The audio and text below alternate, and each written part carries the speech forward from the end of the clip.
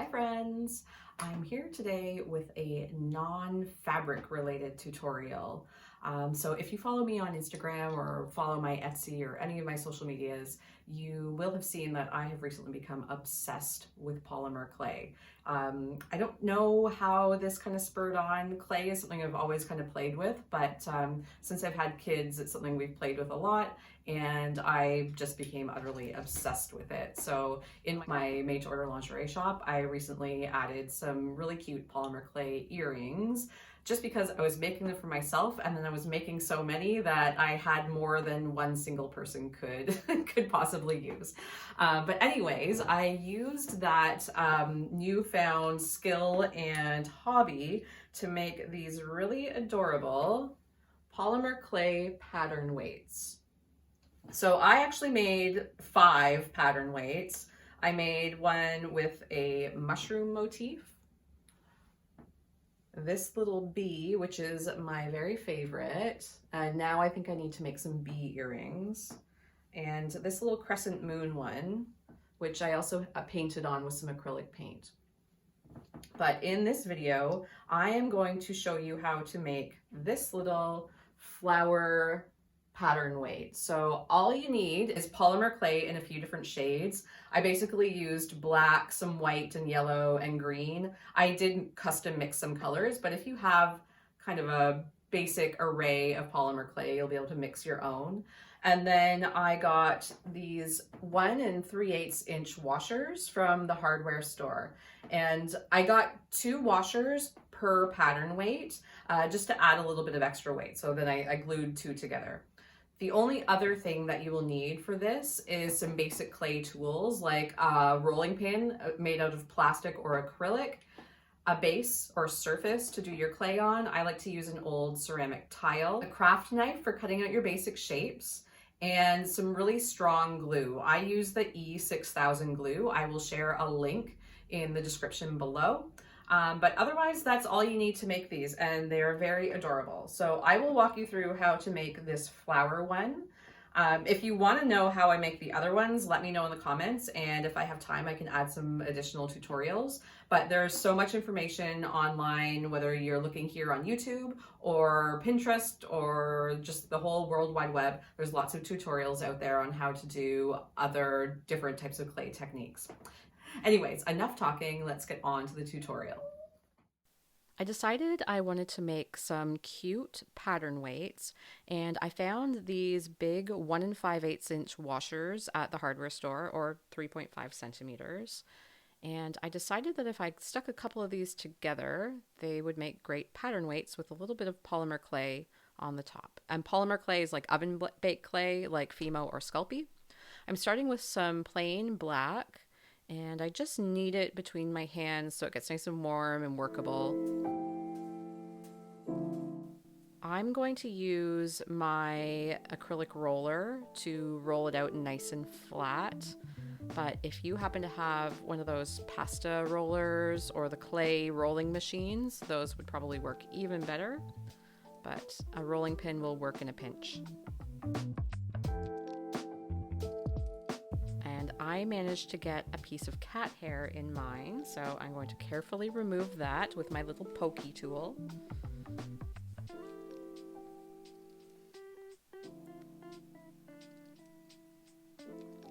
I don't have a clay cutter that is the exact same size as my washers, so I'm actually using my washers as a template to use my craft knife to cut around.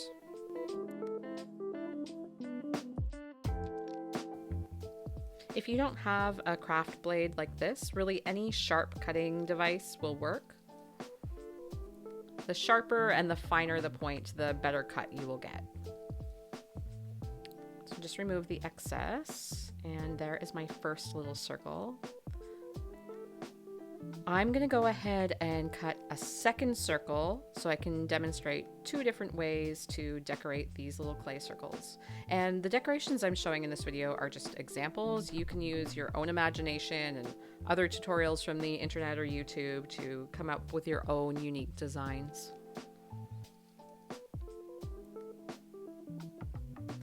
So once again, just cutting around the washer with my blade.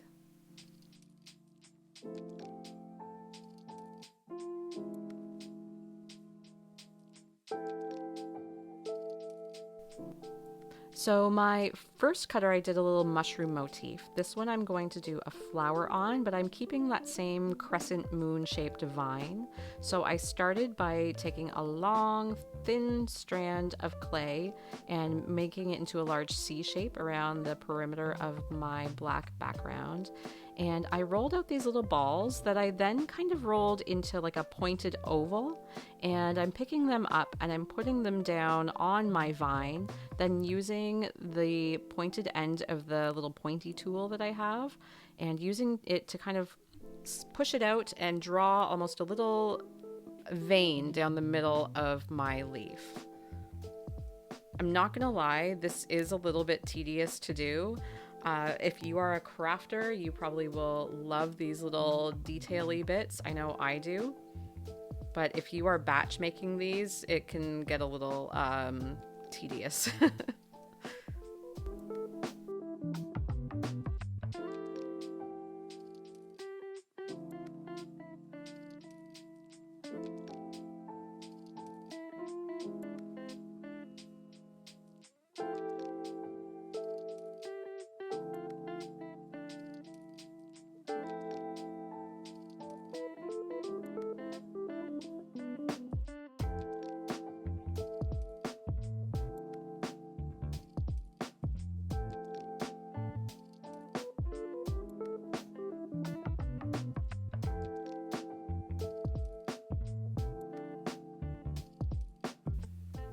I went in and I actually used a second color of green to fill in my little leaves. So I've got kind of a light green and a dark green. And these are all colors that I've pre-mixed ahead of time, just to get kind of a custom color. So I'm adding a little bit more of that lighter green, and I'm adding some bigger leaves. Basically, I make the exact same shape, that kind of teardrop shape, just a little bit bigger. Plunk it on to your background.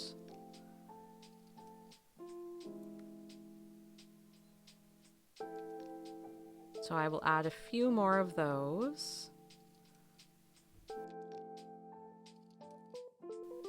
The nice thing about doing flowers and vines and leaves and all of those things is they don't have to be perfect. And the more kind of imperfect they are, the more realistic it ends up looking in the end, because nothing in nature is perfect. So now I'm going to use my blade to add just some little vein details on those larger leaves. I always find it's these little things that can really elevate any project.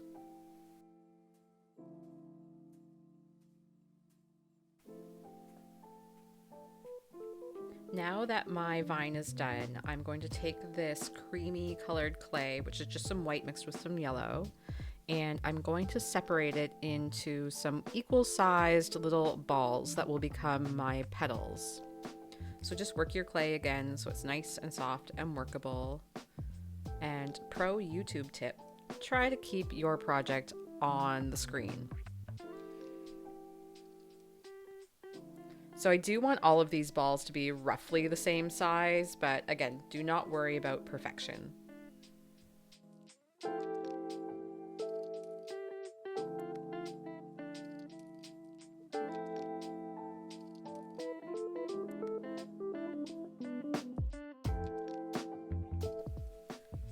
So here are all my little petals just rolled out into little balls. And now I'm going to roll them down so they're more like an oval shape.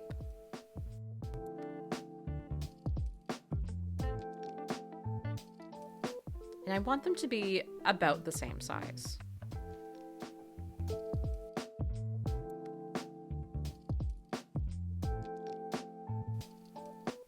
I always like to make more than I think I will need so that I can pick the best ones out of the batch that you make. Next, I'm going to flatten them out a little bit by just pressing them down with my finger.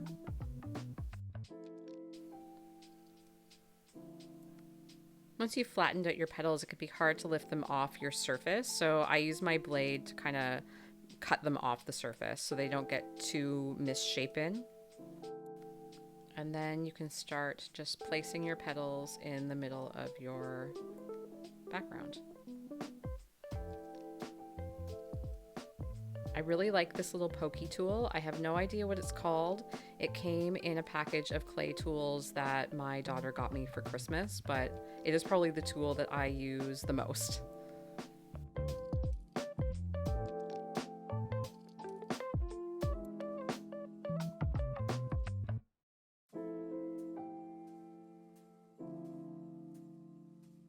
So there are all my petals. I'm just going to press it down a little bit in the middle. And I use this tool to create little striations in my clay in each of the petals. Otherwise, I find the petals tend to look pretty flat. And now using some light orange, I'm going to roll it out into a little ball, press it flat, and just put that right in the middle. And again, for texture, I just dab little tiny dots. I just kind of stab it a whole bunch of times. Get your aggression out, but lightly.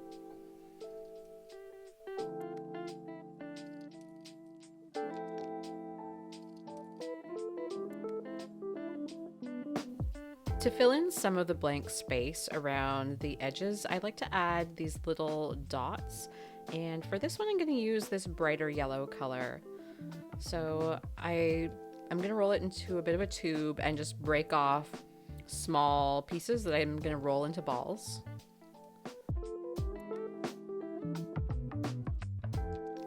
These ones I do a variety of sizes, but they're all going to be fairly small.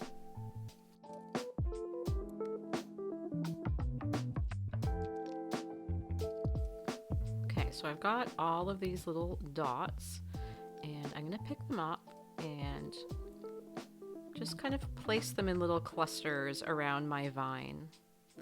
And I do like to add a dot in the middle, so I actually press my poker right down into the middle of my little dot.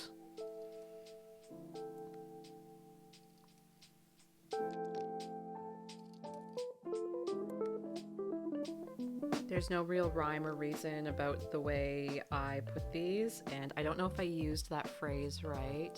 I just put them wherever my heart tells me to put them.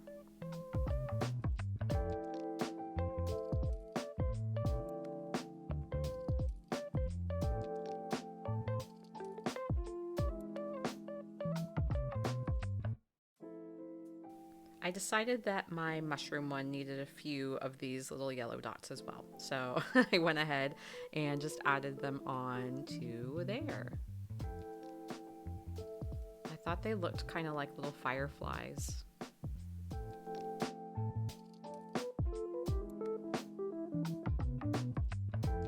So once you've baked your little decorations according to your clay's directions, it's usually about 275 for 15 minutes per 1/4 inch. I'm going to glue them onto my washers, and I am going to use 2 washers glued together, just for that extra bit of weight. So I'm using this E6000 glue. It is super smelly, so I recommend using either a mask or respirator or a really well ventilated space. So I'm just going to run a line of glue around the perimeter of my washer. And then stick my little clay decoration on top.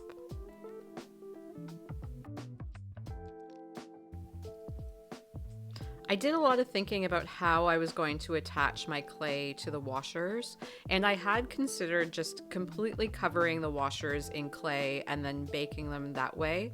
But this way I'm able to add more weight to it easier than if it was completely covered in clay. So if I decide at some point that 2 washers is not quite heavy enough, then I can always just glue another washer onto the bottom.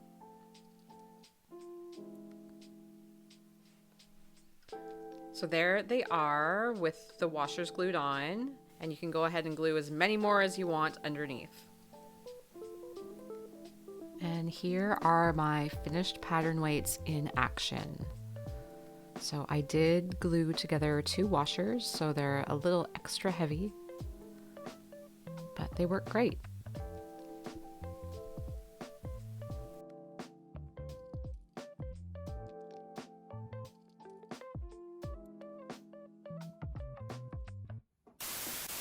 Hey sewers, nope, that sounds dumb.